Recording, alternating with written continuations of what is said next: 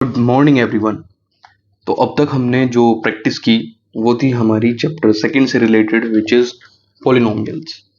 अब हम practice start करने वाले हैं अपने चैप्टर थर्ड से which is the pair of linear equations in two variables. तो बस अभी हमें क्या करना है वही हम पहले की तरह क्या करेंगे, थोड़ा बेसिक समझेंगे, उस बेसिक की हल्की हल्की जानकारी प्राप्त करेंगे और उसके बाद हम अपने one of the best question daily basis पर ऐसे ही प्रैक्टिस करेंगे। बस आपको जुड़े रहना है थ्रू आउट द जून। हम ऐसे ही प्रैक्टिस करेंगे pair of linear equation in two variable की, और इसके साथ ही हम स्टार्ट करेंगे फिर अपना क्वाड्रेटिक इक्वेशन। तो अब से 12 से 15 दिन तक आप जुड़े रहें सिर्फ इसी चैप्टर के साथ। आपको ध्यान रखना है कि बस आप किसी भी तरह इस चैप्टर को मिस ना करें। चलिएगा भाई समझते हैं चैप्टर की डिमांड क्या है भाई। चैप्टर की डिमांड है, आपको सामने से दिख रहा है, pair of linear equations in two variable, यानी ये लीनियर इक्वेशन की बात कर रहा है। आप ध्यान से समझिएगा, मैं आपको बताता हूं एक चीज। लीनियर इक्वेशन कब बनती है? लीनियर इक्वेशन तब बनती है जब डिग्री रह जाए वेरिएबल की 1। वेरिएबल की डिग्री कितनी हो? 1 हो। ये तो हमें पता है कि लीनियर इक्वेशन हमारी तभी बनेगी। नेक्स्ट, चलो भाई आपने कहा डिग्री से बात कर लेते हैं। अब ये कह रहा है कि पेयर बनना है, इसका मतलब कितनी इक्वेशन होंगी? वहां 2 इक्वेशन होंगी। उसके बाद 2 वेरिएबल्स का मतलब वहां में वेरिएबल भी 2 लेने हैं। फॉर एग्जांपल हम इसके पर्सपेक्टिव में ही बात करते हैं तो x और y, ये रहे हमारे 2 वेरिएबल। यानी इन सब के कॉम्बिनेशन से 2 वेरिएबल के साथ डिग्री 1 की 2 इक्वेशन रेडी करनी है, और उसी के साथ हम शुरू कर देंगे अपना chapter pair of linear equations in two variable. समझिएगा भाई, हमारी जनरल इक्वेशन क्या होती है इसकी। सबसे पहले स्टार्ट करते हैं जनरल इक्वेशन से। जनरल इक्वेशन कहती है कि जब भी हमारी कोई ax plus B Y plus C equals to 0 type की कोई भी इक्वेशन आपको मिले तो आप समझ जाइएगा कि वो क्या है। वो है हमारी pair of linear equation in two variables. ठीक है भाई, यानी दोबारा आप ध्यान दीजिएगा, ये कह रहे हैं कि अगर कभी भी हमको ax plus B Y plus C type की कोई इक्वेशन मिले, वही हमारी क्या है? लीनियर इक्वेशन है टू वेरिएबल में। जैसे आपको एक चीज साक्षात दिख रही है, आप कहोगे सर ए क्या है?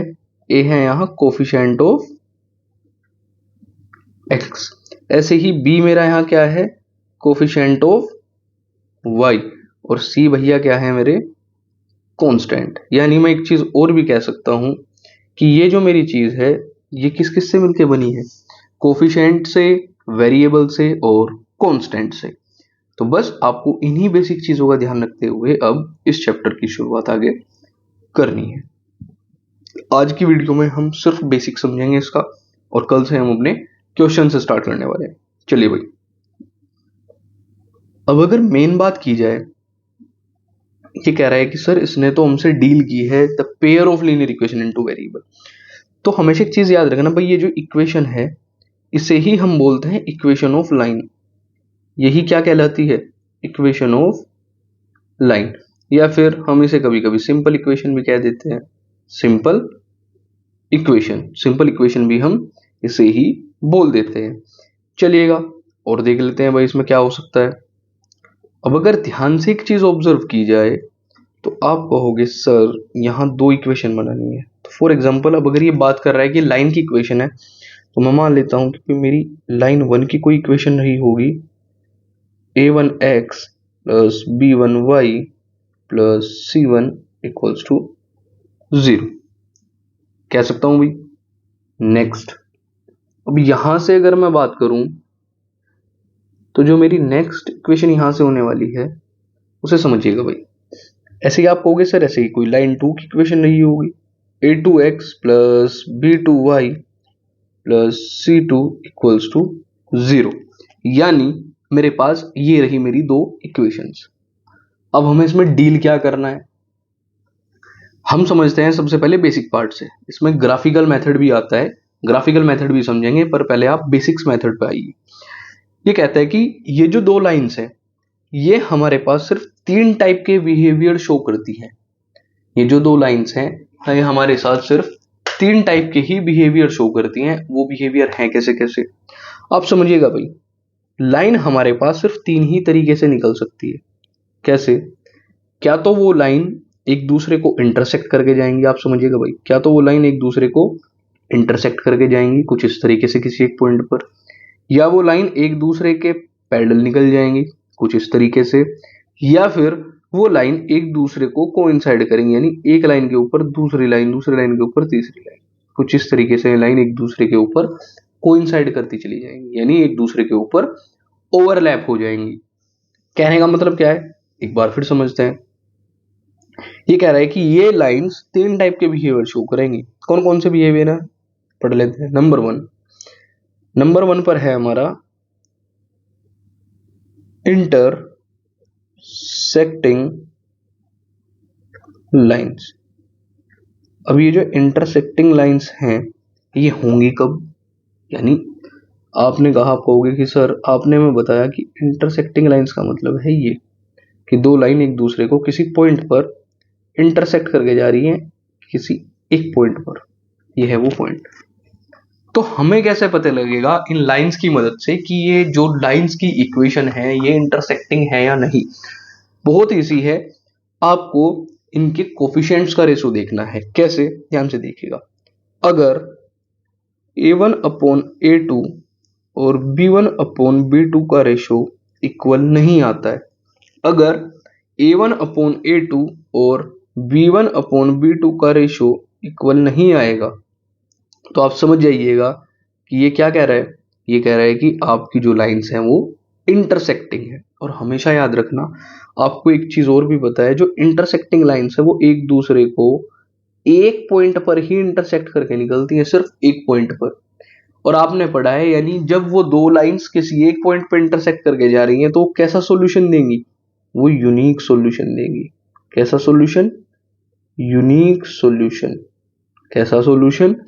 Unique solution. एक बार दोबारा समझ लीजिएगा भाई, अगर वो लाइंस एक दूसरे को इस टाइप से इंटरसेक्ट करके निकल रही हैं तो वो कैसा सॉल्यूशन देंगी? यूनिक सॉल्यूशन देंगी भैया, यूनिक सॉल्यूशन। फाइन। अब लाइंस के सेकंड टाइप के बिहेवियर को पढ़ते हैं भाई। ये जो सेकंड बिहेवियर है ये कहता है भाई लाइंस अगर इंटरसेक्टिंग नहीं है तो पैरेलल रही होंगी, पैरेलल लाइंस। और इसका सिंबल ये भी होता है भाई, ये आपने पढ़ा है पहले भी। यानी फिर ये लाइंस कैसी रही होंगी? पैरेलल लाइंस रही होंगी। अब भाई अगर ये पैरेलल लाइन रही हैं तो किस टाइप का बिहेवियर शो करेंगी? आप कहोगे सर कुछ इस टाइप का बिहेवियर शो करेंगी, यानी ये दोनों लाइन एक दूसरे के कुछ इस टाइप से पैरेलल होंगी। पैरेलल का सिंबल होता है। और एक चीज हमेशा याद रखना, पैरेलल की अगर डेफिनेशन आपसे पूछी जाए तो वो कुछ बच्चे कहते हैं कि the lines which never meet each other, या फिर which never intersect each other. इसमें एक चीज और ऐड कर लेना, इसके थ्रू आउट द लाइन, ये जहां तक लाइन जाएगी इनके जो बीच का गैप है, जो डिस्टेंस है, ये हमेशा यूनिफॉर्म रहेगी, यानी सेम रहेगी। अगर यहाँ डी है तो वो आप यहाँ मेजर करेंगे, यहाँ भी डी ही होगा थ्रू आउट द लाइन। उसका बेस्ट एग्जांपल क्या है? Railway track. इसका बेस्ट एग्जांपल क्या है भाई, मैं लिख देता हूं, railway track. Fine. Parallel lines के बारे में समझ लेते हैं भाई, पैरेलल लाइंस क्या कह रही है। चलिएगा एक बार, पैरेलल लाइंस का कहना है कि भाई मैं पैरेलल तब कहलाऊंगी, कब कहलाऊंगी? मैं पैरेलल तब कहलाऊंगी अगर a1 अपॉन a2 का रेशो b1 अपॉन b2 के इक्वल हो पर c1 अपॉन c2 के इक्वल ना हो, पर c1 अपॉन c2 के इक्वल ना हो। यानी ये कह रहा है कि a1 upon a2 equals to b1 upon b2 तो हो, पर c1 अपॉन c2 के इक्वल ना हो। और आपको पता है अगर कोई लाइन एक दूसरे को कभी इंटरसेक्ट नहीं करेंगी तो वो कैसे सॉल्यूशन देंगी? No solution.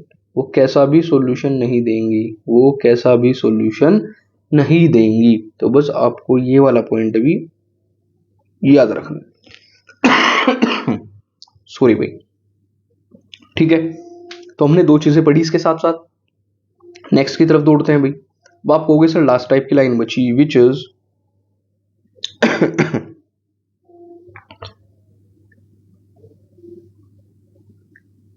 Coincident lines.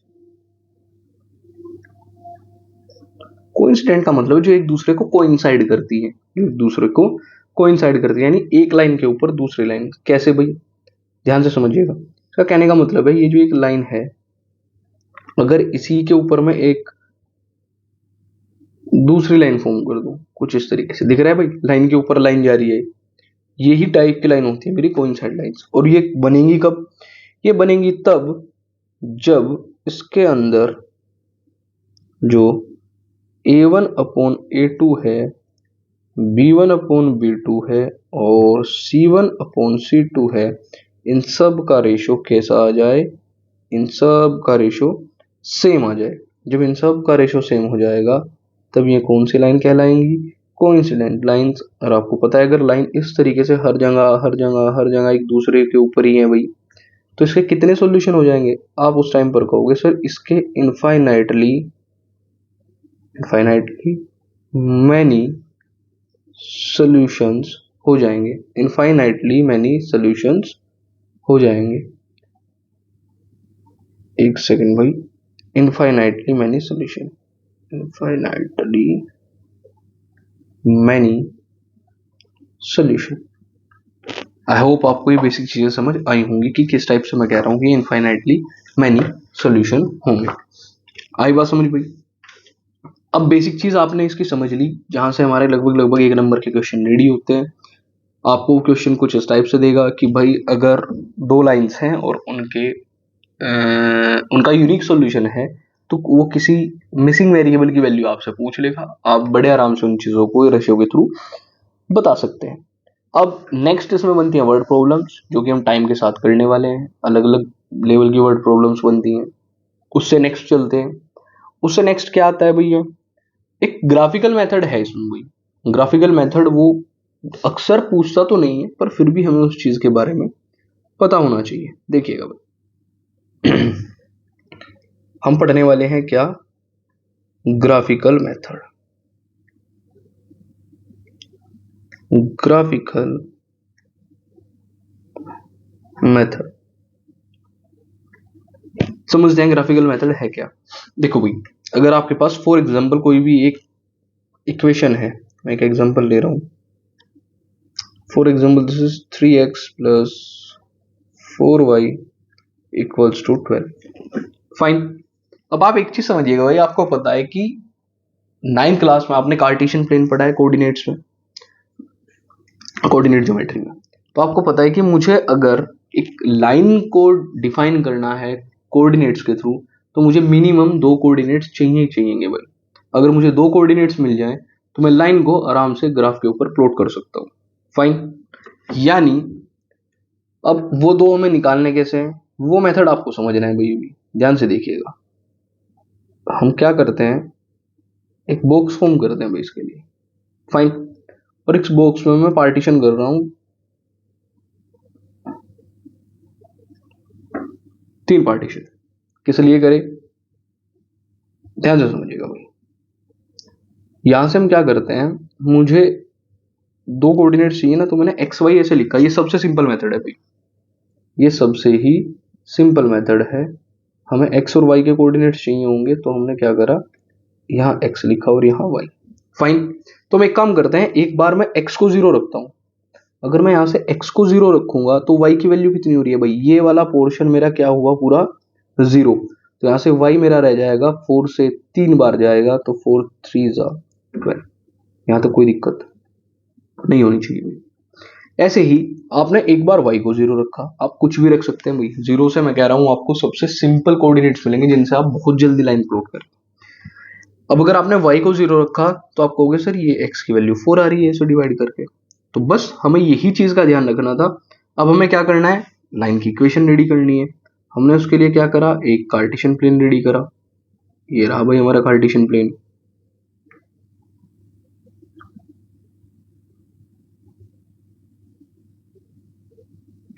वाह भाई वाह, आधा पीछा कार्टेशियन प्लेन। चलिए अब रेडी है। अब आपको पता है इस कार्टेशियन प्लेन के ऊपर ये जो भाई साहब हैं, मैं आपको एक बार डिनोट करके दिखा देता हूं। इसे हम बोलते हैं ओरिजिन, जिसके कोऑर्डिनेट होते हैं 0 0, ओरिजिन। फाइन। ये है मेरा एक्स एक्सिस जिसे एब्सिसा बोलते हैं। ये है मेरा वाई एक्सिस जिसे ऑर्डिनेट बोलते हैं, जिसे हम ऑर्डिनेट बोलते हैं। अब क्वाड्रेंट्स के बारे में आई होप आपको पूरी चीजें पता है, तो बस मैं आगे बढ़ता हूँ। तो x पर मैं मान लेता हूं this is 1 2 3 and 4, same 1 2 3 and 4। भाई मैक्स मेरे 4 ही हैं तो मैं 4 पे ही रुक जाता हूँ, फाइन। सॉरी। अब जैसा कि हमें पता है, यहां से आप ध्यान से देखिएगा मेरे दो कोऑर्डिनेट्स आए भाई, एक तो आया 0,3 और दूसरा मेरा कोऑर्डिनेट है 4,0। आपको पता है पहले वाली वैल्यू किसकी होती है, x की, और दूसरे वाली y की। पहले वाली x की, दूसरे वाली y की। तो मैं x पर 0 चला यानी मैं यहीं रुका, और y पर फिर मुझे कितना चलना पड़ा, 3 पॉइंट, तो यानी एक कोऑर्डिनेट मेरा ये आया, फाइन, जिसकी वैल्यू क्या है 0,3। नेक्स्ट उसने कहा भाई x पर चलो 4, x पर मैं चला 4 और y पर 0, तो मुझे यहीं रुकना पड़ा, तो इस कोऑर्डिनेट की वैल्यू मेरी कितनी आई 4,0, फाइन। अब ये जो दो कोऑर्डिनेट्स हमें मिले आप इन्हें एक बार मिला दो भाई, ये दिख रहा है आपको।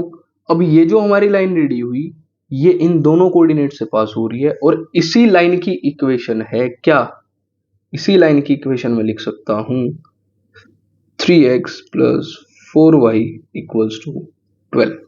3x plus 4y equals to 12 इसी लाइन की इक्वेशन है। आई बात समझ भाई आपकी। Graphical method is a super easy method. आपको बस दो कोऑर्डिनेट्स प्लॉट करने हैं, उनके बारे में सिर्फ आपको इतनी जानकारी होनी चाहिए कि मुझे वो दो कोऑर्डिनेट्स निकालने कैसे हैं, और आप बस इसे ऐसे ही प्लॉट कर देंगे। अब इसी के साथ साथ अगर आपके पास कोई फॉर एग्जांपल एक और इक्वेशन लिखी होती, मैं कह देता हूं इस बार आपके पास लिखा है 4x plus 3y equals to 12, fine. इस बार आपके पास लिखा है 4x plus 3y equals to 12, तो आपने क्या करा, ऐसे ही इसके भी ग्राफ प्लॉट करा, यहां ऐसे ही बॉक्स बनाया इसके कोऑर्डिनेट्स निकाले और ऐसे ही इसकी लाइन ड्रॉ करी।